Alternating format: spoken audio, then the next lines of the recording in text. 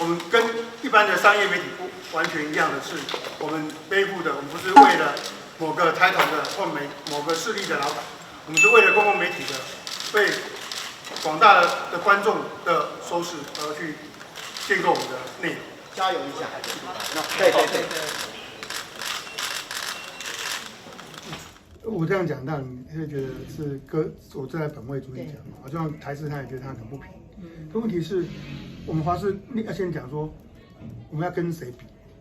就是说我们要跟目前的电视台比。因为电视台很多现在都进来了嘛，像之前进来，我们是现在才进来，那你这样比也不一定恰当了。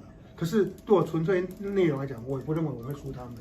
所以未来我们的新闻的专业公共性一点不输他，那请我不知道哪里不公平。二来，你如果跟台视比，那问题我刚刚讲的很多种条件，很多种因素啊。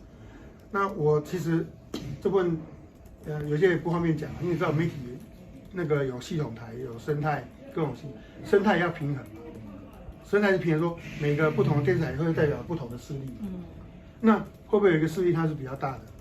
这对于我们的一个公共这个区段的新闻区段会不会有影响？刚刚讲就是说，我们最大的差别在于，我不是为哪一个老板服务，我今天可以随时下台。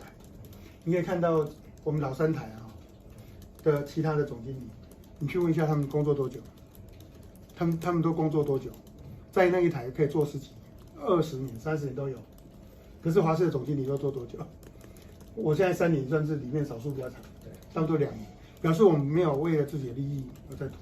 我也不是为了老板服务，所以老板让我做那么久，叫董事会换就会换人，所以我们为的是公共利益在做的。这点我不能说去否认别台的优越程度好，他们的内容也不错，这我们不能去否认。可是因为我们为的不只是某个财团或者某个势力的老板在做这个新闻，而是为了公共价值。那今天例如说我们今天通过了，我可能那个下个月公司的新的董事成立，我就走了，所以跟我的利益无关。我今天争取这个，就是希望说我们真的引进公共电视跟华视的优质的那一部分，请我们来呈现。人选都一句猎头了，已经大概聊。也没有完全，但是一定有一些，基本上都是线上的。你如果不是线上的，你大概是怎样的，我也想不出来。大家的意愿都高吗？其实接触很多都蛮有意愿的。总经理，那当家主播的那个年龄会比之前年轻吗？年轻化？其实这不一定因为例如说好，以前我在华视新闻部的时候，我那时候用那米娜就黄叶涵，他是年轻而且条件不错嘛。对。